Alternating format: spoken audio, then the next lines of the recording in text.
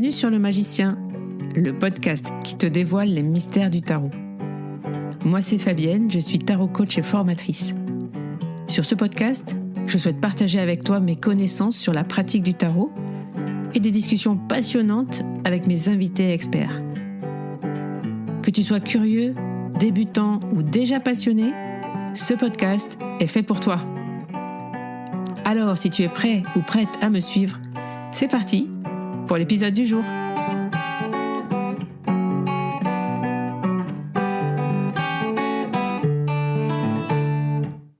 Bienvenue à tous sur ce nouvel épisode interview du magicien. Aujourd'hui, j'ai le grand plaisir de recevoir un collègue outre-Atlantique, on va dire, Sébastien Michel. Bonjour Sébastien. Bonjour Fabienne, merci pour l'invitation. Et merci à toi de venir sur Le Magicien, nous parler d'un art que tu proposes depuis quelques années maintenant Oui. au grand public, on peut dire. Hein. Est-ce que tu peux, peut-être pour ceux qui ne te connaîtraient pas, Sébastien, est-ce que tu peux te présenter en 2 mots, pourquoi tu viens sur Le Magicien, pourquoi le tarot et qui tu es dans ce monde-là? Oui, j'ai commencé le tarot très, très jeune parce que mon père faisait du tarot. Alors moi, quand j'étais enfant, il y avait un jeu de tarot sur la table et puis je croyais que c'était normal. D'ailleurs, je croyais que c'était la même chose chez tout le monde. J'ai compris avec le temps que c'était pas le cas. Et quand j'ai eu 13 ans, mon père voyait que j'étais très intéressé par le tarot et il m'a légué de son vivant, il m'a légué son propre jeu de tarot pour que je prenne la relève. Le paradoxe ou l'anecdote, en fait, c'est que mon père était finalement surtout clairvoyant, beaucoup plus que tarologue. Alors, quand il m'a dit, tu tournes les cartes et tu dis ce qui te vient en tête, il me venait pas grand-chose en tête. Alors, ça m'a mené sur vraiment le chemin de la tarologie parce que je me suis rendu compte que je devais apprendre plus les définitions, les mots-clés, les codes. Et maintenant, ça fait finalement une trentaine d'années que je fais du tarot. Et il y a 20 ans, en 2005, j'ai donné ma première formation de tarot parce que je donnais des consultations depuis un certain moment. Mais il y avait certains consultants qui étaient intéressés à apprendre le tarot et c'est comme ça que j'ai commencé. Ok. Alors moi, je dois t'avouer quelque chose qu'on ne s'est pas dit en off, mais que quand moi j'ai débuté le tarot, quand j'ai découvert le tarot, c'est parce que j'étais beaucoup plus âgée que toi. Et des fois, le tarot arrive sur notre chemin, on ne sait pas comment, on ne sait pas pourquoi, mais il arrive. Et quand je me suis... donc c'était à peu près en 2012, on va dire 2013, tu vois par là. Et j'ai cherché du contenu francophone, français, parce que pour apprendre, pour essayer de comprendre ce jeu-là. Et sur YouTube, bien sûr, je suis tombée sur des vidéos de Sébastien Michel. Tu fais partie des Oui. personnes qui partagent effectivement ton art depuis longtemps, depuis très longtemps. Ta chaîne YouTube, tu l'as commencé il y a combien de temps? Je me souviens pas exactement, mais je crois que ça fait une quinzaine d'années. Parce que dès que j'ai commencé à enseigner, assez rapidement, je suis passé sur YouTube. Alors, oui, à mon avis, ça fait une bonne quinzaine d'années que la chaîne existe. Oui. Ouais, donc c'était une chaîne qui avait, il y avait déjà pas mal de vidéos quand je t'ai découvert et je me rappelle que j'ai écouté quelques vidéos, notamment sur le tirage en croix, la façon d'interpréter. Mais c'est vrai que bon, et après j'ai compris qu'il fallait moi aussi que j'apprenne, que c'est pas des vidéos sur YouTube, c'était bien, mais qu'il fallait vraiment que je pratique et que j'aille approfondir ma technique. Et donc voilà, merci pour ça, parce qu'il n'y a pas tant de monde que ça qui partageait, en tout cas à l'époque, et qui partage même encore beaucoup de techniques, de pratiques vraiment sur les réseaux. Et tu le fais toujours, si je ne m'abuse. Je le fais toujours. Je dépose un minimum d'une vidéo par mois et parfois 2. Et je suis très content de le faire. Premièrement, parce que dans mon esprit, ça fait partie d'une certaine mission de vie. C'est-à-dire que je ressens ce besoin de partager sur le tarot, de laisser une certaine connaissance ou des informations sur le tarot. Et d'un autre côté, Fabienne, s'il y a quelque chose qui est un peu amusant, c'est que quand j'ai commencé effectivement à être très présent sur les réseaux sociaux il y a une quinzaine d'années, j'avais certains collègues au Québec qui me le reprochaient. on me disait, Sébastien, tu partages beaucoup trop de matériel gratuit, c'est pas une bonne idée, les gens viendront pas prendre tes cours, tes formations si tu partages du matériel gratuit. Et je suis content de voir 20 ans plus tard que finalement, je pense que c'est moi qui avais raison. Parce Oui. qu'aujourd'hui, à peu près tout le monde a compris que si on partage sur les réseaux sociaux, s'il y a une générosité, ben, il y a aussi une visibilité. Et il y a des gens qui me découvrent sur YouTube et qui vont dire, ça, c'est mon style. Je veux apprendre avec lui et qui vont prendre une formation par la suite. Donc, loin de me nuire, moi, je pense que ça m'a beaucoup aidé à pouvoir enseigner à tous les jours.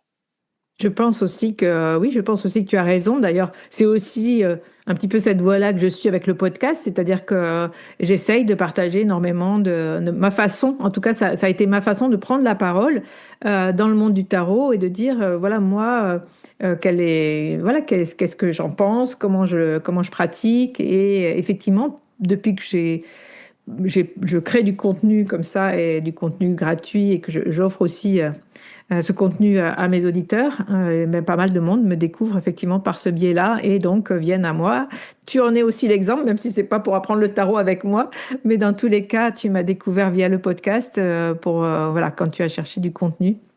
Et justement sur YouTube, parce qu'on se parlait avant le début de l'entrevue, et là, je comprenais qu'il y avait d'autres endroits où j'aurais pu découvrir le podcast, mais effectivement, moi, ça a été sur YouTube. Oui, oui. Non, bah, les autres endroits, c'est Spotify, Deezer, c'est Apple Podcast, c'est toutes les plateformes. En fait, moi, je l'héberge sur Ocha, donc sur un logiciel qui lui-même me diffuse mon podcast sur toutes les plateformes d'écoute. Donc, Ah, il est audible sur toutes les plateformes. Il est sur Spotify, donc Deezer, Apple Podcast et toutes les autres. Il y en a beaucoup d'autres, mais qui plus petites. Et je demande aussi à mon hébergeur de l'envoyer sur YouTube automatiquement. Donc ça fait ben c'est aussi, bien, ça c'est une équipe. pratique, ça. C'est très pratique. Donc c'est les hébergeurs de podcasts. Il faut payer, mais moi je n'hésite pas à payer des outils pour que voilà pour aussi Oui, si ça facilite la vie et que ça c'est permet la clair, diffusion. c'est clair. Donc voilà, ce qui nous rejoint, c'est YouTube et le tarot. Mais on va pas parler YouTube et profession, même si ça serait passionnant et comment effectivement on arrive à se faire connaître sur les réseaux pour pouvoir pour pouvoir faire vendre nos formations. Moi, ce qui m'intéressait quand tu m'as proposé de venir parler sur le podcast, ben, c'est de parler tarot, puisque Le Magicien, c'est un podcast qui parle tarot et plus spécialement peut-être de ta pratique personnelle, de ta pratique à toi et de comment tu en es venu justement à pratiquer et à proposer ces formations. Je voulais d'abord te demander quel tarot tu utilises. Quel type de jeu tu utilises? Quel est ton jeu de prédilection? Le tarot de Marseille. Et lorsque mon père m'a donné son jeu, mon père travaillait avec le grand tarot Béline. D'accord. Et comme mes premières expériences ont été un peu désastreuses parce que je n'avais pas ce don de clairvoyance de mon père, je me suis mis à la recherche d'une méthode pour apprendre le tarot. Et au Québec, il y avait un auteur, d'ailleurs, qui est connu aussi en France, qui est connu depuis plusieurs décennies, qui est Chris Hadar. Et Oui. Chris Hadar avait publié le Grand Livre du Tarot, qui est vraiment son ouvrage le plus important. Et dans le Grand Livre du Tarot, Chris Hadar recommandait le tarot de Marseille, ce qui fait que j'ai migré. J'ai migré du Grand Tarot Béline vers le tarot de Marseille et j'ai toujours travaillé avec le tarot de Marseille depuis. Et bon, je vais prêcher pour ma paroisse, là, je vais me faire une certaine publicité. Depuis 2 à 3 ans environ, j'ai carrément sorti mon propre coffret qui s'appelle Le Tarot retrouvé. C'est aux éditions Pic-Poivre en Bretagne. Et ce tarot, en fait, c'est un peu une restauration d'un tarot de Marseille de type 1. Alors, basé sur le tarot de Philippe Vachier, Nicolas Rolichon, les plus anciens Les tarots de plus Marseille anciens qu'on a tarots. retrouvés. Hmm.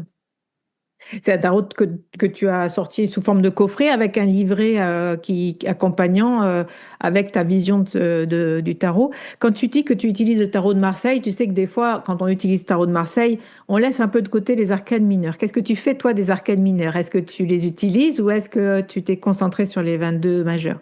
Je me suis concentré sur les 22 majeurs au départ parce que Chris Hadar, qui a été mon professeur, utilisait les 22 majeurs et pas les mineurs dans ses livres, en tous les cas. Alors, je me suis concentré sur les majeurs et avec le temps, je me suis carrément rendu compte que de toute façon, les majeurs, en fonction de leur iconographie, de leur histoire, de ce qui transparaît des cartes, de toute façon, me convient mieux à mon style de lecture, à mon style d'interprétation que les arcanes mineures. Et alors venons-en à ton style d'interprétation. Comment tu pourrais définir ton style d'interprétation, justement? J'ai un Toi, style... Hmm. Oui, excuse-moi, non, vas-y, Fabienne. Non, non, pour toi personnellement, enfin voilà, comment toi, tu te définis, quel est ton type d'interprétation? Parce que tu dis, mon père était clairvoyant et je ne le suis pas. C'est intéressant enfin moi je trouve que c'est intéressant de savoir, est-ce qu'aujourd'hui, après que la grande pratique, enfin avec les années de pratique que tu as, est-ce que tu as développé un don de clairvoyance ou voilà, comment tu ressens ça, toi, le fait dans ta pratique? Je vais peut-être décevoir les auditeurs. Je ne prétends toujours pas, même après 30 ans de pratique du tarot, je ne prétends toujours pas avoir un don de clairvoyance, mais je vais faire une explication, Fabienne. Je fais une différence dans ma tête entre ce que j'appellerais l'intuition et la clairvoyance.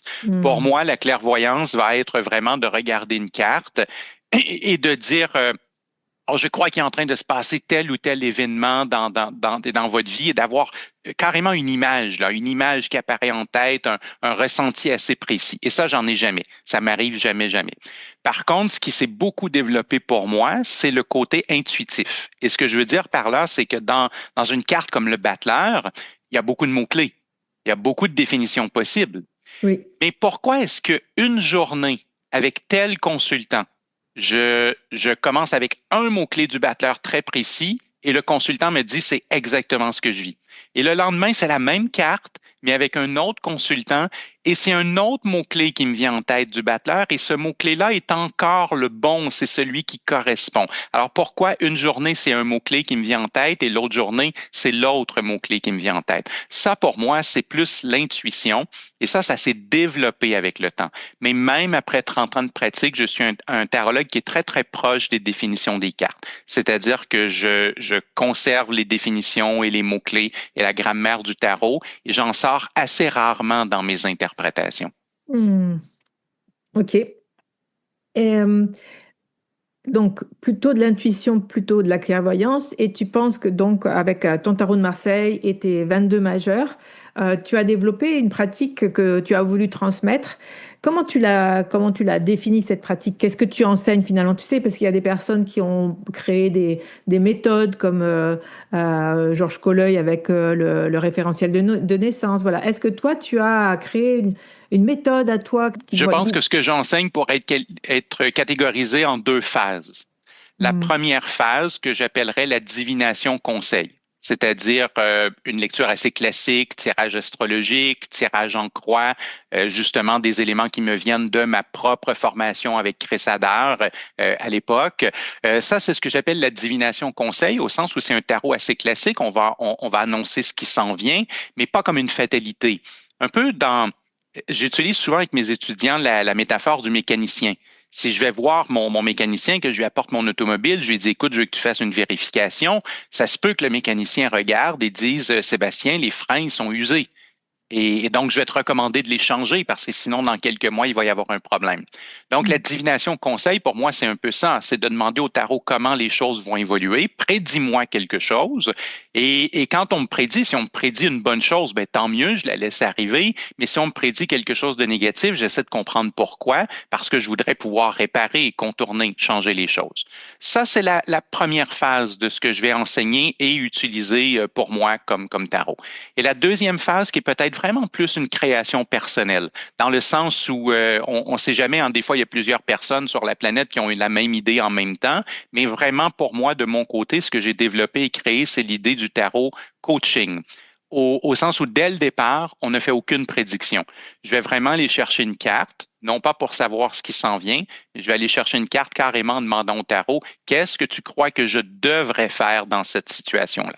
Ne me prédis rien, ne m'annonce rien, conseille-moi, donne-moi une stratégie, donne-moi la bonne démarche à suivre, dis-moi les bons gestes à poser, conseille-moi. Et ça, c'est la deuxième phase que j'enseigne, que j'ai développée, que j'utilise beaucoup pour moi. Je dirais qu'avec le temps, personnellement, j'utilise de moins en moins la divination et de plus en plus le coaching. Et ça, c'est quelque chose qui m'est venu avec le temps parce que j'ai eu besoin de faire de la consultation avec beaucoup de consultants avant de développer l'idée du coaching. Hmm. Merci merci pour ça parce que c'est un peu, enfin, en t'écoutant, je me dis, effectivement, moi, au départ, j'avais beaucoup de consultations, effectivement, maintenant, beaucoup moins et je suis beaucoup plus sur la formation, l'événementiel et ce que je peux proposer. Mais c'est vrai que c'est en consultant, enfin, c'est en étant en relation avec des consultants que moi aussi, je me suis aperçue de quel type de tarot j'étais en train de... Qu'est-ce que je faisais quand je faisais une consultation de tarot? Pour moi, je faisais du coaching à un moment donné. Même, j'ai dit, mais en fait, je suis coach. Je suis pas, voilà, je suis pas non plus, j'ai pas une pratique divinatoire. C'est pas cette position-là que j'ai pris naturellement, en fait. C'est vrai que c'est en pratiquant, et je suis contente de te l'entendre dire aussi, c'est pas le résultat d'un processus intellectuel.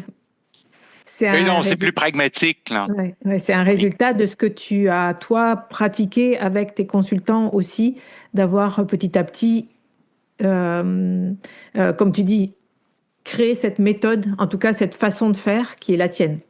Oui. Et tu sais quoi, je me souviens un, un exemple un peu de consultation. Je vais romancer légèrement, mais c'est assez proche de la vérité. Au sens où il m'arrivait de recevoir Robert et Robert me disait, je veux savoir comment va évoluer mon entreprise, mon restaurant, disons. Hmm. Et le tirage disait à Robert, ton restaurant va vers une faillite parce que il y a une difficulté de renouveler la clientèle et il y a des problèmes, il y a des dettes autour de ça. Et quelquefois, Robert revenait me voir une année plus tard en me disant, Sébastien, t'es vraiment bon. T'as raison, mon resto a fermé, j'ai fait faillite. T'es extraordinaire, tu vois le futur. Et j'avais un autre Robert, un Robert numéro 2, qui venait me voir et qui avait la même problématique et son restaurant s'en allait vers la faillite. Et je lui disais la même chose. Et il revenait me voir l'année d'après en me disant, Sébastien, t'es très bon. Et là, moi, dans ma tête, Robert a fait faillite. Mais en fait, non. Robert me dit, tu m'as mentionné que j'avais des dettes et que c'était un problème et que j'arrivais pas à renouveler ma clientèle. Alors, j'ai été faire une consolidation de dettes à la banque et j'ai investi dans la publicité pour le restaurant pour renouveler ma clientèle et maintenant les problèmes sont réglés. Et c'est vraiment ce type de dialogue que j'ai eu avec des consultants où est-ce que je me suis dit, OK, il y a des gens qui prennent le tarot comme une fatalité. Si je dis qu'il y a une faillite qui va arriver, elle va arriver. Et il y a Hmm. d'autres consultants qui prennent l'idée de l'annonce de la faillite comme qu'est-ce que je peux faire pour la changer. Et c'est là où ça m'a donné cette idée de dire est-ce que j'aurais pu, avec Robert, lors de la consultation, tirer carrément des cartes qui lui auraient conseillé la consolidation de dette et qui lui auraient conseillé la publicité, au lieu de laisser Robert trouver les solutions par lui-même. Est-ce que le Hmm. tarot aurait pu suggérer des solutions? Et c'est vraiment dans ce cadre-là que j'ai évolué de la divination conseil vers le coaching, au point où aujourd'hui, quand je fais des consultations avec des gens, la divination est beaucoup demandée et dans mes formations, la divination est beaucoup demandée, donc je commence avec la divination. Mais pour moi, personnellement, je me fais presque exclusivement des tirages de coaching. Qu'est-ce qui, oui, est-ce que pour toi, du coup, c'est vraiment deux pratiques différentes? Est-ce que des fois, est-ce que tu les entremêles? Est-ce que des fois, tu as tendance à partir sur de la divination conseil et pour terminer par du coaching? Oui, parce que dans les méthodes que j'ai développées, entre autres, je vais montrer comment on peut corriger un tirage de divination, c'est-à-dire qu'on commence par la fameuse divination conseil, et là, ça montre la faillite, par exemple, et je vais Hmm. recouvrir les cartes problématiques avec des cartes conseil, avec des cartes coaching. Donc, nécessairement, j'ai vraiment un coulissage entre la divination et le coaching, mais j'ai développé aussi des façons de tirer du coaching dès le départ, sans aucune place pour la divination. Alors, ça Hmm. dépend du tirage. Ça dépend du tirage que je fais. Ça dépend peut-être de la question aussi, enfin du sujet. Tu traites tous les sujets du coup en tarot, bien sûr. Enfin, tu traites toutes les questions. Sauf la santé, Oui, sauf la pour des questions santé. légales. Oui, bien sûr. Sauf Oui. la santé, mais sinon, bah, question relationnelle, sentimentale. argent, pas santé du coup, mais travail, toutes ces thématiques, parce que en coaching, je trouve que par exemple des questions sentimentales, on a plus de mal à voir que ce qu'on peut faire avec du coaching Oui. plutôt qu'en divination conseil. J'utilise une expression québécoise souvent quand j'enseigne le coaching sur un tirage sentimental. Au Québec, quand on se prépare pour le repas, on va dire qu'on va mettre la table. Alors, on va aller Mhm. mettre la nappe et les couverts et tout. Donc, on dit ça, on va mettre la table pour quelque chose. Et je dis souvent à mes étudiants, la seule chose qu'on peut faire dans un tirage sentimental, quand le coaching parle de l'autre personne, ben, c'est de mettre la table. Dans le sens où si j'ai des problèmes de couple avec ma conjointe et que le coaching me dit, Sébastien, il faut que vous ayez une meilleure communication. Si vous avez une meilleure communication, si vous passez du temps ensemble, le couple va s'améliorer. Oui, mais je ne peux pas forcer ma conjointe à communiquer. Je ne peux pas la forcer à passer du temps avec moi. Ce que je peux faire, c'est mettre la table. Je pourrais créer les circonstances les plus favorables possibles à la communication et les circonstances les plus favorables possibles à des hobbies, des vacances, des sorties de couple. Mais évidemment, je n'ai pas le contrôle à 100% puisque là, il y a une autre personne qui est à l'intérieur du sujet. Est-ce que tu as déjà fait, d'ailleurs, juste une petite parenthèse comme ça, est-ce que tu as déjà fait des consultations de couple avec des Pas en personnes en couple? tarot. Pas en tarot, En ok. astrologie, oui, beaucoup, Mhm. Mhm. parce qu'il y a carrément un art en astrologie qu'on appelle la synestrie qui vise à faire C'est un vrai. thème de couple. Donc, j'ai beaucoup travaillé les couples avec la synestrie astrologique, mais en tarot, je suis habituellement plus à l'aise lorsque je suis seul avec le consultant parce que ce que j'ai eu comme expérimentation quand il y avait d'autres personnes dans la pièce, c'est que souvent, il y a une censure. Il y a une Mhm. censure dans ce que la personne accepte de dire et de livrer. Et je trouve plus facile de travailler avec les deux, un après l'autre, en privé, que les deux en même temps dans la pièce. Je reviens un petit peu au début voilà, de ta pratique, de ce que tu as voulu mettre en place avec le tarot. Qu'est-ce qui, toi, t'a plu dans cet outil? Ton père, bon, te l'a mis dans les mains, peut-être qu'aussi c'était une transmission que tu as pris avec beaucoup de cœur. Qu'est-ce qui, toi, t'a plu dans cet outil? Puisqu'on va voir après que tu as développé aussi beaucoup d'autres outils divinatoires. Tu as été chercher plein d'autres choses autour du tarot. Et a priori, c'est ton premier outil quand même, le tarot. Ah oui. Voilà. Voilà, qu'est-ce qui t'a plu, toi, dans cette pratique? Non seulement c'est mon premier outil, mais c'est l'outil que j'ai utilisé exclusivement pendant plus d'une décennie. Parce que Mm. le deuxième outil qui s'est présenté, c'est l'astrologie, mais l'astrologie est arrivée 12 à 13 ans, je dirais, après le tarot. Donc, j'ai vraiment fait que du tarot pendant longtemps. Alors, c'est un peu étrange ce que je m'apprête à dire, mais je crois que ma réponse va expliquer pourquoi le tarot m'a fasciné, mais aussi finalement pourquoi il y a d'autres outils divinatoires qui sont entrés dans ma vie. Parce que la vérité, c'est que mon impression, c'est que j'étais simplement attiré à la base par la magie, par l'ésotérisme, par Mm. l'occultisme, par les mystères. Mon père avait une bibliothèque immense sur plein de sujets spirituels, plein de sujets occultes. Et j'étais très jeune, j'avais 7 ou 8 ans et je lisais les livres d'Alan Kardec, ce qui était beaucoup plus vieux que mon âge et j'avais cette espèce de compréhension rapide et d'attirance malgré mon jeune âge. Donc, j'étais attiré par l'occultisme et je crois que le tarot s'est présenté en premier simplement parce que mon père utilisait le tarot. Donc, c'était facile pour moi. Mais ça aurait pu être l'astrologie. Ça aurait pu être autre chose, sauf que c'était le tarot qui était là. Et éventuellement, ben justement, j'ai eu envie de découvrir d'autres choses parce que l'occultisme et l'histoire de la magie m'intéressent. Mm. Ok, et du coup, quand tu dis, par exemple, ben, mon père avait un don de clairvoyance, moi je ne l'avais pas. Comment tu as fait, du coup, toi, pour apprendre, pour avancer justement avec cet outil magique? Ça m'a pris une première consultation vraiment horrible, c'est-à-dire que j'avais quand même bien essayé d'appliquer l'idée de mon père que je tournais les cartes et que je disais ce que je ressentais et j'avais gardé l'idée que j'y arriverais un jour. Et j'étais très jeune, j'avais 13 ou 14 ans quand la mère d'un de mes amis a appris que j'avais un tarot avec moi. Et elle m'a dit, je veux que tu me fasses un tirage. Et elle était dans une situation particulière, elle venait de se divorcer elle avait rencontré un nouvel amoureux et évidemment, ben, sa question, c'était est-ce que ça va fonctionner entre nous deux? Quel est notre avenir amoureux? Et donc, je fais ce tirage et je suis intimidé. J'ai 14 ans. On parle d'une adulte, d'une femme qui en a 35, 40. Et je tourne les cartes et je vois rien du tout. Il n'y a rien qui me vient en tête. Et je lui ai dit ce qu'elle voulait entendre. J'ai essayé comme de m'en sortir en disant vous allez être heureux et avoir beaucoup d'enfants. C'est le conte de fées. Sauf que le problème, c'est qu'une semaine plus tard, ils étaient séparés. Alors, ça a été un échec complet. Et j'ai mis le tarot de côté pendant quelques mois à cause de cet échec. Et c'est mon père qui s'en est rendu compte et qui m'a demandé pourquoi j'avais mis le tarot de côté. Et je lui ai expliqué ça. Et il m'a dit, ben, peut-être que tu es plus tarologue que clairvoyant. Tu dois trouver une méthode, une grammaire. Et donc, on a été à la boutique ésotérique à Joliette, dans la ville où j'habitais quand j'étais enfant. Et c'est le propriétaire de la boutique ésotérique qui m'a recommandé le grand livre du tarot de Chris Hadar parce que ça convenait à l'idée d'apprendre une grammaire et une méthode sans recours à la voyance. Alors, ça a vraiment été un peu ce cheminement qui m'a amené à la façon d'apprendre le tarot. Très bien. C'est ton père qui t'a amené donc à te dire, OK, il faut que tu apprennes.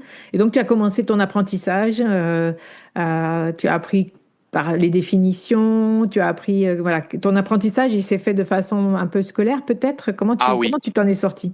Hmm. Pour Eh toi, bien, pour apprendre, voilà, je te pose cette question pour ouvrir un petit peu et te dire, ben, pour toi, puisque maintenant c'est toi l'enseignant, pour toi, apprendre le tarot, c'est quoi? En fait, pour nos auditeurs qui nous écouteraient, comment tu peux leur conseiller de débuter, d'apprendre à apprendre le tarot? ben, la première chose, je pense, c'est qu'ils doivent s'écouter eux-mêmes, dans le sens où la raison pour laquelle j'ai réussi comme ça à 14 ans à apprendre une méthode qui est structurée, c'est parce que ça me correspond. C'est parce que dans ma vie, en général, je suis quelqu'un de plus intellectuel, de plus structuré, de plus méthodique. C'est pas juste dans le tarot, c'est dans ma vie en général. Donc, pour moi, une méthode structurée, avec finalement peut-être presque pas de liberté, très, très cadré, ça me Oui. convenait parfaitement. Mais Mm. il y a des gens, quelquefois, qui vont m'appeler pour me dire je veux prendre une formation et je parle avec eux pendant quelques minutes et je leur dis je suis pas certain d'être le bon professeur pour vous. Parce que je Ouais. vois que c'est des gens qui sont très artistes, très intuitifs, qui ont besoin de pouvoir ressentir la carte et laisser monter les images, et ces images pourraient changer de jour en jour. Et je sais qu'ils vont pas être à l'aise avec ce que je vais leur donner comme méthode. Ça va être trop cadré, trop rigoureux. Alors, je pense que ce que les gens doivent faire à la maison, c'est se demander comment est-ce qu'ils apprennent dans la vie en général? Comment est-ce qu'ils Mm. se sentent par rapport au tarot? Est-ce qu'ils veulent quelque chose où ils seront très libres ou est-ce que ça les angoisse, toute cette liberté? Si ça les angoisse d'avoir toute cette liberté, qu'ils ont besoin d'avoir un cadre, bien là, oui, une méthode comme j'enseigne va être la bonne. Parce que moi, ce que je rencontre beaucoup, c'est dans ma pratique d'enseignement et enfin, dans ce que tous les élèves que j'ai vus passer, c'est le moment où justement il faut se libérer je ne sais pas si tu vas être d'accord et comment toi tu le gères, mais à quel moment, tu vois, tu accompagnes les élèves, moi aussi, à déjà connaître le langage commun, on va dire, le langage des cartes et du tarot, qu'est-ce qu'il veut dire, de quoi il parle, que chaque carte parle de quelque chose et il faut l'apprendre, il n'y a pas d'autre moyen. On l'apprend beaucoup en pratiquant aussi, je pense. Mais à quel moment un tirage, tu vois, un tirage où il y a plusieurs cartes se lit comme dans son ensemble. Et là, des fois, ben, il faut relier deux cartes entre elles. Il faut créer l'histoire qui apparaît dans le tirage. Et comment ne pas rester, tu sais, comment toi tu permets à tes élèves de comprendre qu'il ne faut pas rester dans les cartes de façon séparée. Enfin, je pense que tu es d'accord avec moi qu'à un moment Ah donné, oui, dans tout un à fait. tirage, il y a tout qui parle en même temps, il y a des associations qui se font. Et comment toi tu le gères ça dans l'apprentissage de tes élèves? Euh, À mon avis, là, ce qui va aider, c'est que, en fait, très rapidement, je veux qu'on sorte du carte par carte. Presque le seul moment durant la formation où je vais faire carte par carte, c'est quand on fait les définitions. prend quelques semaines au début de la formation pour faire les définitions, puisque comme tu dis, il faut bien les apprendre, il faut bien les Mm. connaître. Mais Mm. après ces quelques semaines où on a couvert les définitions, j'entre vraiment tout de suite dans la pratique des tirages. Ça, c'est une caractéristique là, de moi, de ma façon d'enseigner, mais de ma façon aussi de comprendre pour moi-même. J'apprends beaucoup dans la pratique, dans la Oui, réalité. Donc, j'essaie d'amener les étudiants presque immédiatement dans de vrais tirages. Et oui. quand on entre dans de vrais tirages, ben, quand je fais un tirage en croix ou un tirage astrologique, par exemple, dans les premiers niveaux, déjà dès le départ, la méthode, elle combine les cartes et elle associe les cartes et elle vise à faire la synthèse, un peu comme si on essayait de créer un micro-roman avec les tirages. Donc, dès le départ, dès que les définitions sont terminées, j'essaie d'accompagner tout de suite les étudiants dans cette notion de synthèse globale et d'une histoire qui se raconte dans le tarot. Mm. Oui, oui, je suis d'accord hein, complètement que l'apprentissage se fait par la pratique et par faut se lancer, faut aller, faut faire des tirages, faut retourner beaucoup de cartes longtemps avant de voilà avant d'être à l'aise avec et confiant dans son Oui. tarot et dans ses interprétations. Et au risque de choquer, parce que je sais que dans la littérature du tarot, on dit souvent le contraire, mais Ah oui. j'ai toujours pensé que ouvrir une carte par jour, et j'ai toujours trouvé que c'est un peu inutile. C'est cette notion, quand je vais ouvrir une carte le matin, puis c'est comme ça que je vais apprendre le tarot, je vais y réfléchir pour toute la journée. C'est pas quelque chose qui me plaît beaucoup parce que je dis, faites plutôt un mini-tirage. Faites le Oui, tirage le plus court je vois. possible, mais faites un tirage vraiment, associez les cartes ensemble, combinez-les ensemble, voyez-les au travers d'une vraie question, de quelque chose de réel. Alors, c'est là où peut-être effectivement on va diverger. Moi, j'aime beaucoup l'exercice de la carte du jour Ah oui? et je le propose. Non, on ne diverge pas parce que je comprends tout à fait ce que tu veux dire et je suis d'accord avec toi. Il faut poser voilà, pour apprendre, il faut poser des tirages et il faut plusieurs cartes, il faut des positions, il faut commencer à apprendre la technique de l'interprétation, c'est-à-dire la question, la position et la carte et faire voilà, le lien entre les trois. Mais Mais dans la carte du jour, et c'est là où peut-être moi, par cette carte du jour, j'ai compris ma technique, j'ai compris ma pratique, je le vois est un petit peu différente dans le nom que je lui ai donné. C'est aussi le tarot coaching, mais c'est un petit peu peut-être différent du tien. On va voir, hein, je peux te dire en gros, moi, ma vision des choses. Euh, moi, vraiment, je me sépare de plus en plus du divinatoire conseil, même si j'ai jamais vraiment fait du divinatoire, mais on en fait tous quand on tire les cartes, faut pas se leurrer. À un moment donné, si on tire les cartes, c'est qu'on veut faire du divinatoire, conseil, enfin voilà, c'est qu'on est là-dessus. Donc voilà, moi je me fais pas, j'étais aussi là-dessus. Mais à un moment donné, cette carte du jour que j'ai tirée, tu sais, j'ai ouvert un compte Telegram à l'époque et je me suis dit, tiens, je vais tirer une carte tous les jours. Et en fait, petit à petit, cette carte du jour, elle m'a posé une question. Moi, personnellement, j'ai tiré une carte et moi, je suis comme toi, c'est jamais une carte qui m'a dit voilà ce qui va t'arriver dans la journée, regarde le soir, va voir si comment elle t'a parlé dans ta journée. Ça marche pas. Moi, je suis d'accord avec toi, ça marche pas. Donc, en tout cas, pour apprendre les cartes, c'est pas utile.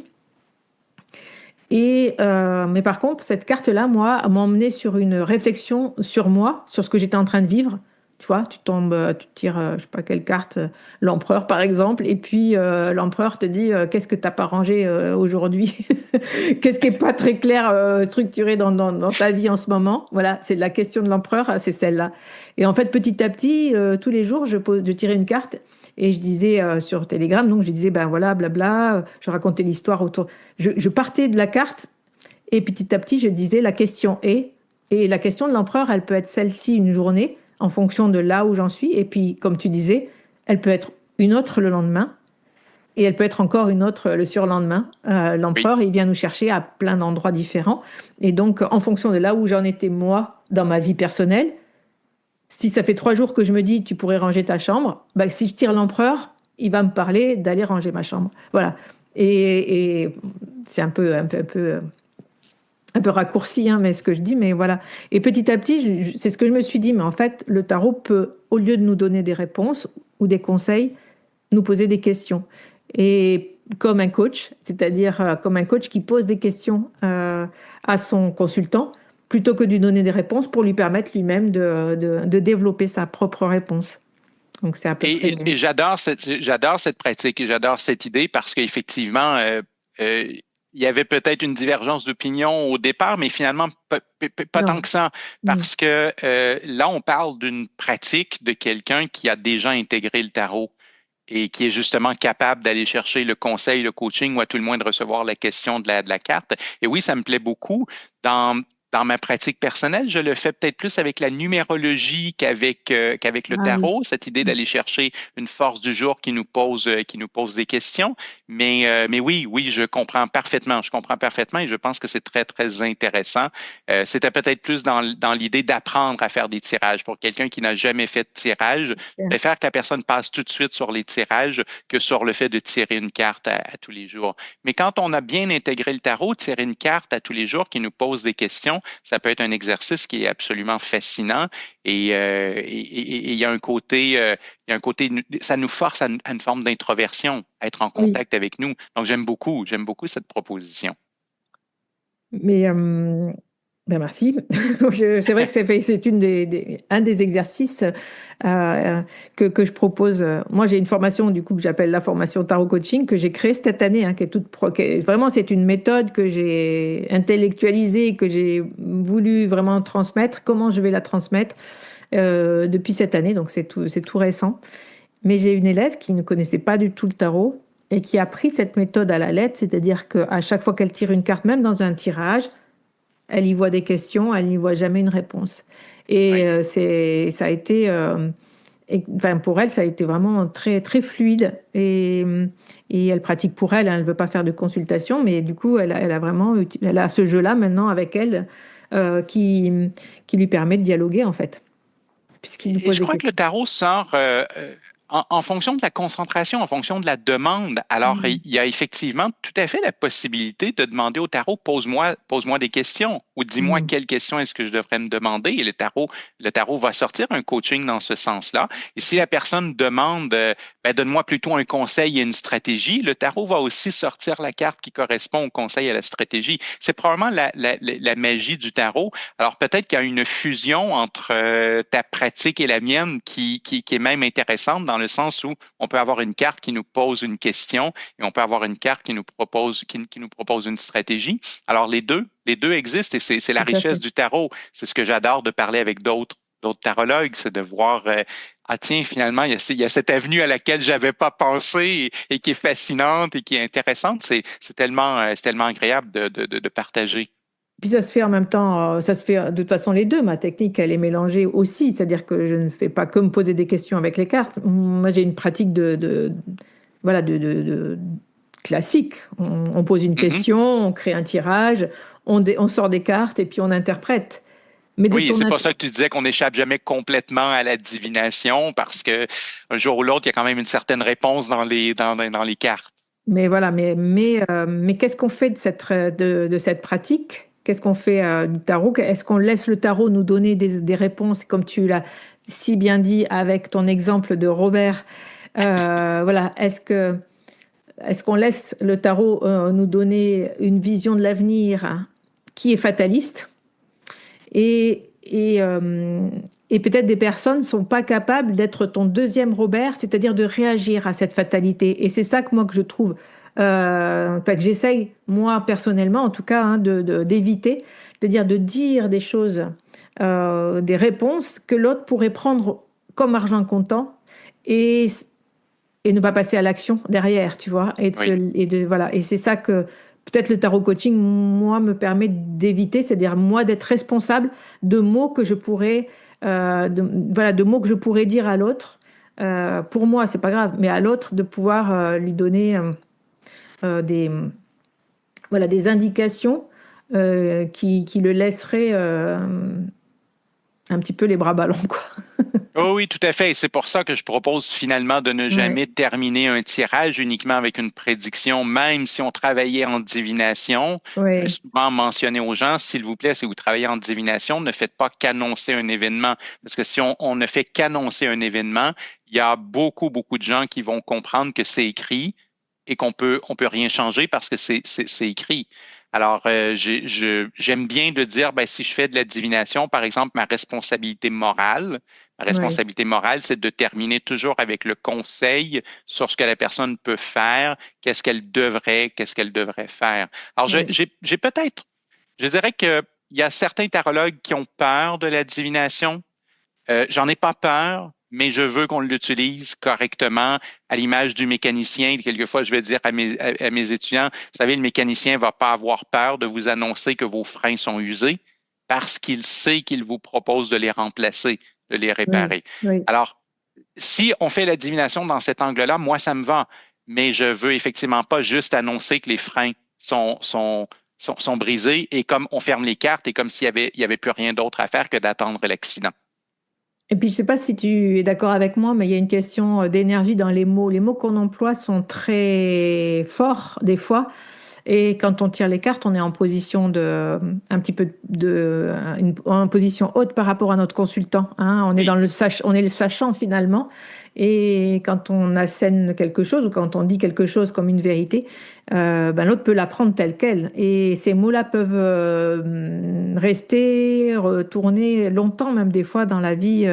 Moi, combien de personnes me disent, je sais pas si c'est le cas pour toi aussi. Oh là là, mais moi, on m'a tiré les cartes à tel moment, on m'a prédit ça et ils avaient tellement raison. Et, hum, et ça tourne encore dans leur tête, tu vois, cette Mhm. prédiction, elle est là comme quelque chose, comme une prophétie qui Qui est inéluctable, hein, est un jour ou inéluctable et l'autre. qui est vraiment encore présent dans leur tête. C'est très puissant, en fait, Oui. le travail qu'on fait. Donc, ben, je suis heureuse de t'entendre dire, oui, que on ne peut pas laisser quelqu'un partir avec une prédiction euh, fermée, finalement, Oui, je crois que c'est mal. J'irais jusqu'à dire ça. Il y a peut-être des gens qui ne seront pas d'accord, là, même pas, mais pour moi, il y aurait quelque chose de mal, d'immoral dans le fait de laisser partir quelqu'un avec une prédiction fermée. Et oui, Fabienne, je l'ai entendu souvent. J'ai entendu souvent des consultants me dire ça et je l'entends peut-être même encore plus souvent en astrologie, dans le Oui, sens où quelqu'un va venir me voir et me dire, moi, j'ai été voir tel astrologue, il m'a dit que je pouvais jamais être heureux en amour. J'ai Saturne dans la maison 7 et c'est impossible. Moi, je ne peux pas être heureux en amour. Ça me fait très peur. Ça me fait très, très peur parce qu'il existe une astrologie assez classique et traditionnelle qui est très, très fataliste, qui tourne autour de voilà la position, voilà le métier que vous pouvez faire, voilà le métier que vous ne pouvez pas faire, mm, voilà le couple que vous pouvez avoir ou que vous ne pouvez pas avoir. J'ai très peur de ça parce que ça laisse sous-entendre, souvent je dis à la blague, ma carte du ciel, c'est ma date de naissance, ma ville de naissance, mon heure de naissance, je ne vais pas la changer. Si ma carte du ciel m'annonce des malheurs, ben, c'est meilleure chance dans votre prochaine vie. Parce que celle-ci, mon thème natal va toujours être là. Donc, je me méfie beaucoup de ça, autant en tarot qu'en astrologie que dans tous les arts divinatoires. Je ne veux pas de prédiction fermée. Ça, à mon avis, ça aide personne que d'avoir oui. une prédiction fermée. Je pense pas non plus. Mais des fois, c'est plus facile pour les gens de recevoir une prédiction que de travailler en coaching, justement parce qu'on ne vient pas voir un tarologue pour se faire coacher en général. On vient voir un tarologue pour savoir ce qui va nous arriver. Et Exact. c'est compliqué des fois de ramener les gens dans leur propre responsabilité parce qu'en fait, en leur posant des questions, c'est ce qu'on fait. C'est qu'on ramène les personnes dans leur responsabilité. C'est pas toujours simple. Non, non, absolument, absolument, c'est un défi. C'est un défi. Et moi, j'ai connu, je ne sais pas si toi, tu as connu cette structure ou si tu as débuté immédiatement avec plutôt l'aspect conseil et coaching, mais moi, j'ai connu le, le changement de clientèle, dans le sens où je faisais dans mes premières années que de la divination parce que c'était ce que j'avais appris. Et Oui. éventuellement, je me suis dit, non, je vais aller vers le coaching. Et j'ai dû carrément changer ma clientèle parce qu'il y avait des clients qui étaient absolument pas intéressés à recevoir de conseils, de coaching, de prise en charge. Et ça a été une période de 2 à 3 années, là, je dirais, dans ma carrière où ça a été un peu difficile parce que j'essayais de faire comprendre ce que je voulais faire. C'était pas Mm. toujours évident. J'ai trouvé des trucs avec le temps pour permettre ça, mais la transition n'a pas été nécessairement évidente. On va reparler de tout ça et surtout de ta, voilà, peut-être de ta façon aussi de mener ta pratique. Moi, ça m'intéresse parce que tu fais partie des personnes qui sont là depuis longtemps et qui maintiennent une pratique, disons, entrepreneuriale, hein, sur le tarot. Il y en a pas, on n'est pas très très nombreux non plus à tenir le coup sur ce milieu, dans ce milieu-là. Tu as rajouté, toi, au tarot, l'astrologie, tu en as parlé un petit peu, mais aussi la numérologie et puis aussi la géomancie. Est-ce que tu veux, voilà, est-ce que ça, c'est une ouverture finalement, si tu as ouvert aussi à l'astrologie, est-ce que ça t'a permis justement d'ouvrir ta clientèle? Et est-ce que tu fais des ponts entre toutes ces pratiques? Est-ce que déjà tu peux nous rappeler en gros qu'est-ce que ces pratiques-là? Parce que peut-être que Oui. géomancie, il y en a qui ne connaissent pas. Et déjà, la géomancie, je vais presque la mettre un peu de côté dans le sens où j'ai toujours dit, j'enseigne la géomancie, mais c'est presque plus une demande qui m'a été faite qu'une volonté que j'avais de l'enseigner. Et la D'accord. raison est la suivante, c'est que la géomancie, je ne l'ai jamais pratiquée professionnellement. La géomancie, c'est quelque chose que j'ai découvert dans un livre qui parlait de psychanalyse et de lien avec les arts divinatoires. Et j'ai appris que la géomancie était le plus ancien des arts divinatoires. Il est même plus vieux que l'astrologie. Ça Mm. m'a fasciné. J'ai eu envie de l'apprendre par curiosité. Et je le fais pour moi, je le fais pour des amis, je le fais pour de la famille, mais je n'ai jamais reçu de consultant professionnel en géomancie. Alors, quand les étudiants m'ont demandé de l'apprendre, je leur ai dit, je vais le faire, mais j'avais un certain malaise dans le sens où pour moi, pour enseigner quelque chose, il faut vraiment en avoir fait beaucoup, il faut avoir reçu des inconnus, avoir été confronté à plein de questions, ce qui n'était pas le cas pour la géomancie. Alors, je l'utilise comme un plaisir personnel et je l'ai enseigné pour les gens qui veulent l'utiliser aussi pour un plaisir personnel. Après, tarot, numérologie et astrologie, pour moi, sont pas mal à égalité. Dans le sens où j'ai commencé avec le tarot, mais la numérologie s'est greffée presque tout de suite parce que la numérologie qui m'a intéressé, c'est la numérologie à 22 nombres de Chris Adair, qui justement avait son livre en tarot et il avait son livre en numérologie. Donc, cette numérologie à 22 nombres, elle est très facile à apprendre quand on apprend le tarot parce que le nombre, ce sont les mêmes mots-clés que la carte. Si j'ai compris le battleur, j'ai compris le chiffre 1. Mm. Alors ça, je l'ai fait dès le départ et j'en ai fait professionnellement et personnellement. Et l'astrologie est arrivée peut-être 12 ou 13 ans après ça. J'avais appris l'astrologie pour moi. J'ai eu une blessure à un certain moment. J'étais souvent au lit, puis je suis quelqu'un qui est très actif. Alors je me disais, je vais m'ennuyer à mourir s'il faut que je passe ma journée au lit. Et je me suis dit, tiens, je vais apprendre l'astrologie. Et le problème, c'est que je suis tombé sur des livres qui étaient une astrologie très classique et très fataliste.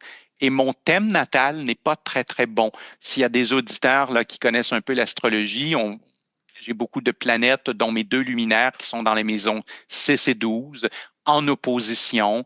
Alors, ce sont dans la tradition des éléments qui sont assez fâcheux, assez problématiques. Et quand j'ai lu ça, ça m'a beaucoup déprimé parce que ça me disait Mm. que j'allais être malade, que je pouvais pas réussir les choses dans ma vie, qu'il allait toujours avoir des blocages. Et j'ai un peu mis l'astrologie de côté.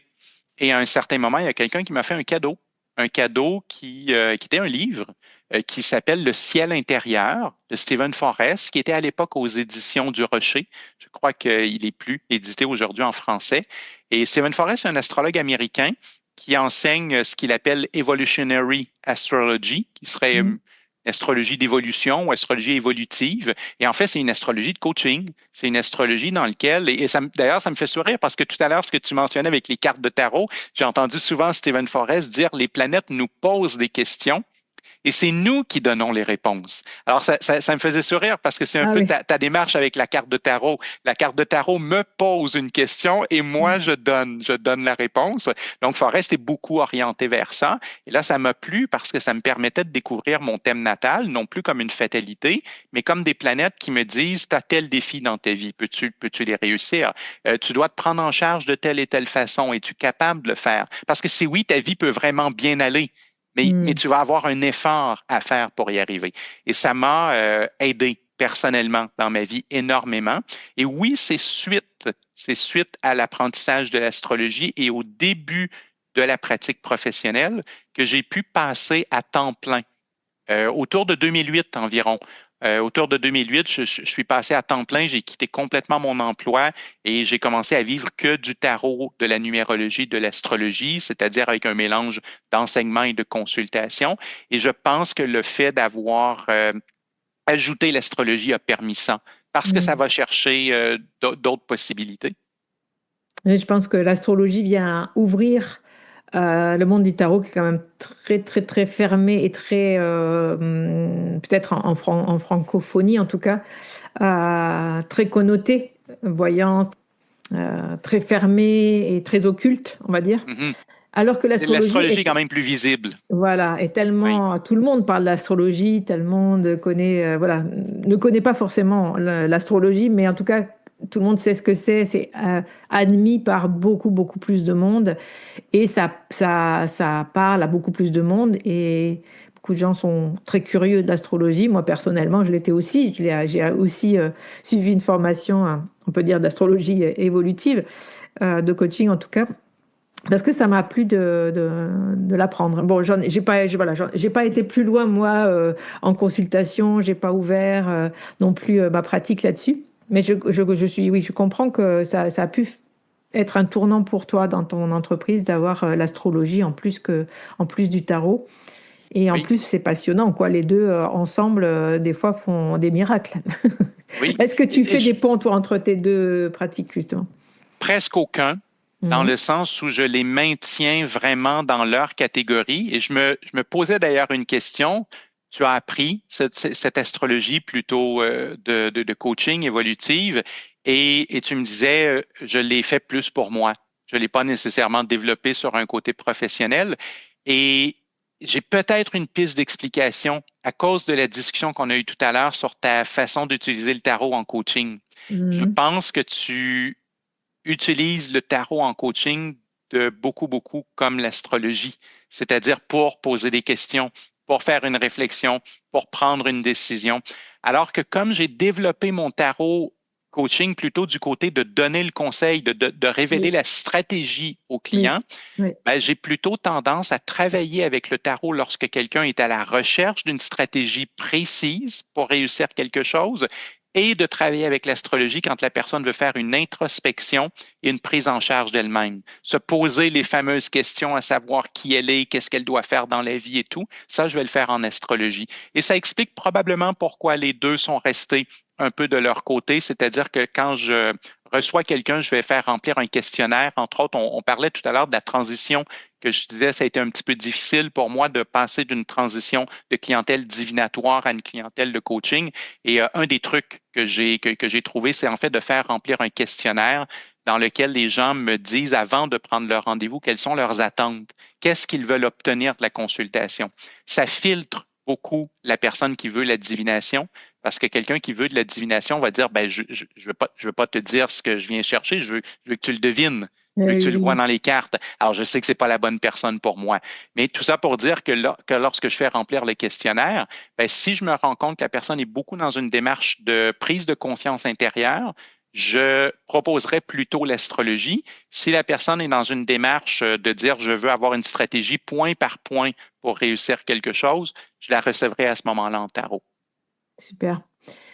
Tu sais, de temps en temps, merci en tout cas pour ces explications et merci. Je ne sais pas si vous vous rendez compte, ben voilà, c'est aussi de ce que tu partages pour ceux qui nous écouteraient, qui rencontrent, enfin des jeunes tarologues qui s'installent et qui font de la consultation et qui rencontrent ce problème-là. Hein. Beaucoup, beaucoup me disent, mais moi, quand je veux bien ton tarot psychologique, tarot de coaching, ok, mais ben, les gens, ils veulent pas ça. Et comment je fais Oui, pour c'est leur vrai. dire, comment je fais pour leur dire, ben, moi, je fais ça.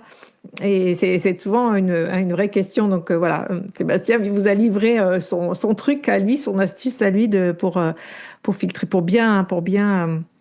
enfin, oui, pour bien cadrer justement tes consultations et pour pas avoir de gens déçus après de ce que tu vas leur proposer, en fait, d'être vraiment très Exact. calé sur ce qu'ils veulent et de savoir dire non aussi. Hein, si on veut pas faire de voyance, de divination, ben, il faut le dire tout simplement et on n'est pas obligé. Merci pour ça et ce conseil.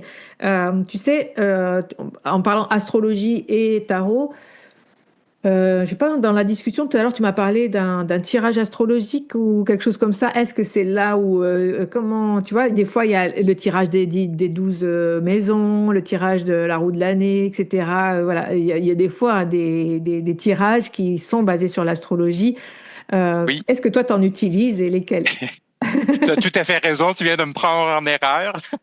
Je fais le tirage astrologique depuis tellement longtemps que j'avais presque oublié qu'il vient de l'astrologie. Eh oui, Alors, je ne fais pas de pont entre l'astrologie et le tarot oui, dans la même consultation, dans le sens où je n'utilise pas le thème natal dans une consultation de tarot ouais. et je ne vais pas utiliser le tarot dans des transits ou prévisions astrologiques. Mais tu as tout à fait raison, le tirage astrologique, il est basé sur les maisons astrologiques. Donc, quand je tire 12 cartes, avec une carte dans la maison de l'argent, une carte dans la maison du travail, une carte dans la maison des amours, ça vient de l'astrologie, le symbolisme. En fait, ce qu'on se rend compte, même dans l'histoire du symbolisme, c'est que même le tirage en croix vient de l'astrologie. Parce que, en fait, la base symbolique de la croix, elle est basée sur les maisons angulaires en Ah oui, astrologie. La ah oui. position 1 est associée à l'ascendant, la position 2 au descendant, etc. Alors, oui, dans ce sens-là, effectivement, mais je montre quand même en tarot et en astrologie, même si ce sont les 12 mêmes maisons, je ne les utilise pas de la même façon, encore une fois à cause de la philosophie qui est en arrière de comment je vais utiliser le tarot.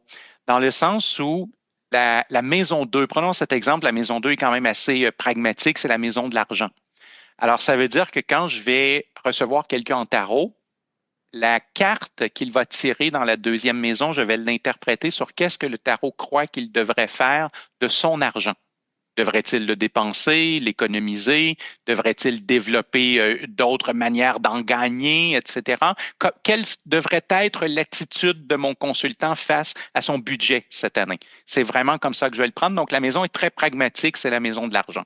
En Hmm. astrologie, je vais aimer voir la maison plutôt comme les talents que la personne a à la naissance et qu'elle peut développer potentiellement pour gagner de l'argent, mais surtout la maison des talents que l'on a reçus à la naissance et qu'on devrait développer. Alors, je m'en sers en astrologie plutôt comme d'une forme de prise de conscience. Dire à quelqu'un, vous avez des talents communicationnels. Est-ce que vous les optimisez? Est-ce que vous les utilisez? Si vous ne le faites pas, vous passez à côté d'une ressource qui vous habite. Ce serait une bonne idée de l'exploiter, cette ressource. Alors oui, effectivement, les maisons, je les utilise en tarot et en astrologie, mais souvent dans un angle symbolique différent. Différent, super. Euh, alors, peut-être qu'on va arriver petit à petit au bout de notre discussion sur le tarot et le tarot de coaching et ta façon de travailler. C'est hyper intéressant. Donc, euh, astrologie, tarot, tarot de Marseille. Est-ce que tu as euh, donc tu n'as pas été, voilà, tu utilises les 22 majeurs du tarot de Marseille. Qu'est-ce que tu fais du tarot anglo-saxon? Tu n'as pas de tarot de type Rider. Tu les utilises des fois. Quelle est ta pratique autour de ça? Je dirais que Et les oracles aussi, parce qu'il y a aussi les cartes oracles. Il y a plein de choses hein, dans les cartes. oui, oui, ben c'est ça. On est en audio, Fabienne, donc nécessairement, il y a pas d'image, mais On en voit pas ta arrière de moi, pendant que je bibliothèque. te parle, C'est ça. il y a une collection d'à peu près 150 tarots et oracles. Alors, évidemment, je dirais qu'à la base, je suis un collectionneur. Je suis intéressé par les oracles, par le tarot, par l'histoire du tarot et des oracles. Alors, je les collectionne par plaisir, pour les regarder, pour les situer sur une ligne du temps et tout. Et ça m'arrive d'utiliser des oracles et d'autres tarots comme le Rider, par exemple, que j'ai en quelques exemplaires différents. Et ça m'arrive de les utiliser, mais ça va être vraiment plus pour mon plaisir personnel, pour mon usage personnel. Et je vais souvent me permettre de les utiliser dans ce que j'appellerais un mode intuitif, comme par exemple le Rider. Il y a des mineurs qui sont illustrés.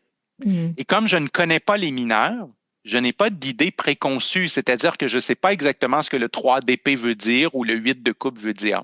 Ce que j'aime bien des fois, c'est d'utiliser le rider vraiment à titre intuitif, Mhm. sortir une mineure, je ne connais pas ses mots-clés, je ne connais pas ses définitions, mais je peux regarder l'image. Qu'est-ce qu'elle me suggère, cette image? Qu'est-ce qu'elle m'évoque? Au Québec, on a eu une psychanalyste qui est décédée malheureusement depuis quelques années, qui s'appelait Denise Roussel. Et Denise Oui. Roussel, elle a écrit un livre, Le tarot psychologique, et elle utilisait justement une version assez moderne en noir et blanc du Rider-Waite, une réinterprétation du Rider-Waite en noir et blanc. Et c'est elle la première qui m'a initié à cette idée qu'on pourrait prendre une image et simplement dire ce qu'on ressent, un peu comme par rapport à un rêve qu'on a fait sans avoir de mots-clés. Donc, j'aime bien les autres tarots et les oracles quand ils sont très différents du Marseille. Ça me permet de les utiliser sans idée préconçue, sans Oui. mots-clés et sans définition préalable. Merci pour tout ce partage aujourd'hui autour du tarot. C'est passionnant, on pourrait encore discuter des heures et des heures, je pense. Sébastien, pour, euh, pour clôturer un petit peu, donc les gens qui t'écoutent, qui nous écoutent ici sur Le Magicien peuvent bien sûr aller sur ta chaîne YouTube, découvrir tout le travail que tu as partagé et tout ce que voilà, tout ce que tu proposes autour des cartes et du tarot. Est-ce que tu as une actualité que tu voudrais partager justement? Est-ce qu'il y a quelque chose, donc tu as écrit de nombreux ouvrages aussi, tu nous as parlé de ton tarot, le tarot de retrouver, voilà, qu'on peut peut-être découvrir aussi euh, et retrouver sur une boutique, je ne sais pas, enfin en tout cas tu me donneras les liens, je les mettrai en barre de description de l'épisode de toute façon. Est-ce que toi en ce moment tu as une actualité que tu aimerais partager justement à nos auditeurs? Oui, ben, je confirmerai au préalable qu'effectivement, si les gens veulent avoir de l'information sur que ce soit sur mes livres, sur mes formations ou sur le matériel gratuit et tout, effectivement, la chaîne YouTube et mon site web c'est mon nom, alors sébastien-michel.com, et ils vont trouver au fond l'info sur tout. À partir de là, je pense que c'est le plus facile. Mais l'actualité qu'il y a actuellement, ce qui me fait très, très plaisir, c'est que moi, j'ai enseigné pendant très longtemps en présentiel. La pandémie a fait que je suis tombé en visioconférence et maintenant je suis en visioconférence, je suis en distanciel depuis 2020. Mais il y a quelques mois, il y a un producteur, un organisateur français qui a une salle à Paris et qui m'a dit, j'aimerais que tu viennes pour faire des ateliers en présentiel. Alors non seulement c'est la première fois que je vais enseigner en présentiel en dehors du Québec, mais c'est aussi la première fois que je vais enseigner en présentiel tout court depuis 2020. Alors, Ah il y a oui. quelque chose d'agréable de retrouver des gens physiquement. Alors, au mois de mars, si je me souviens bien, c'est entre le 19 et le 26 mars, il y a des ateliers. Alors, je vais donner des masterclass sur le tirage astrologique et sur le tirage en croix. Et là, je vais avoir l'air de faire de la publicité, mais ce que je m'apprête à dire, c'est totalement vrai. J'ai été extrêmement, extrêmement touché par la réception du public français. On devait faire seulement 2 jours.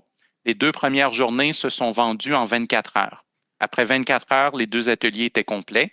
Donc, on m'a proposé d'ajouter des journées. Je pouvais venir une semaine. Alors, finalement, je viens pour une semaine. Il y a des ateliers à tous les jours et il reste seulement 3 places. Eh Donc, bien. tout le reste, les inscriptions sont faites. J'ai été extrêmement touché. Visiblement, il y avait des gens qui m'attendaient en présentiel depuis un certain temps. Je remercie énormément le public de France et d'Europe parce que je suis très choyé d'être un Québécois comme ça qui a ce rayonnement à l'étranger. Et oui, effectivement, je pourrais te donner les liens. Il reste quelques places pour les masterclass du mois de mars et c'est à Paris. Et c'est à Paris. Ben écoute, ravi en tout cas, bienvenue en France puis Merci. et puis voilà, bonne continuation. Je vais te laisser peut-être le mot de la fin. Est-ce que tu voudrais peut-être partager avec nos auditeurs quelque chose qui te tiendrait à cœur de dire sur ta pratique et sur le tarot en général? J'aurais presque envie de revenir tout à l'heure. Tu as mentionné des jeunes tarologues qu'ils ne sont pas obligés de faire ce qu'ils ne veulent pas. Hmm. Ça, c'est quelque chose qui est très, très important pour moi. J'ai travaillé dans le milieu des banques et j'y ai Hmm. été très malheureux, presque Hmm. malade. Quand j'ai quitté les banques pour faire du tarot, c'était parce que c'était ma passion, mon plaisir, je voulais être heureux dans la vie. Alors, de grâce, si vous nous écoutez et que vous voulez faire du tarot, c'est certainement pas pour l'entrepreneuriat au départ, c'est par passion et par plaisir. Ben, faites-vous plaisir.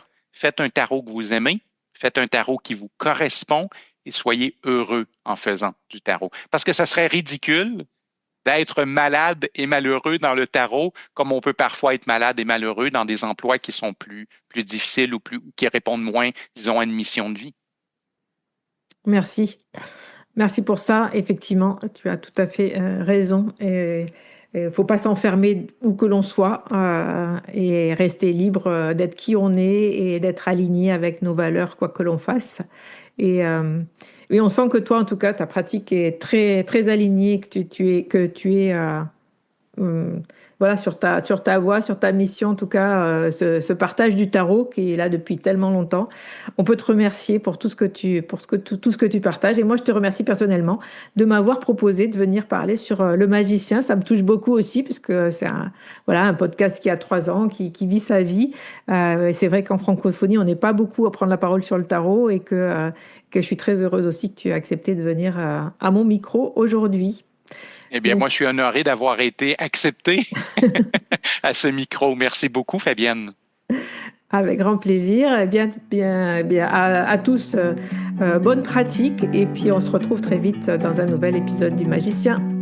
Bye bye. Un grand merci d'avoir écouté cet épisode. Si tu veux soutenir le Magicien, n'hésite pas à laisser un commentaire sur ta plateforme préférée. Parle-en autour de toi pour nous aider à faire grandir la communauté. Et pour toujours plus de contenu inspirant autour du tarot, je te dis à la semaine prochaine dans un nouvel épisode.